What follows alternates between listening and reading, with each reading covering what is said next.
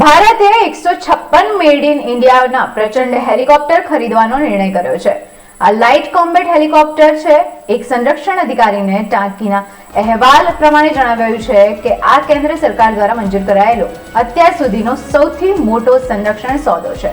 આજે યોજાયેલી cabinet committee on સિક્યુરિટીની બેઠકમાં આ નિર્ણય લેવાયો છે.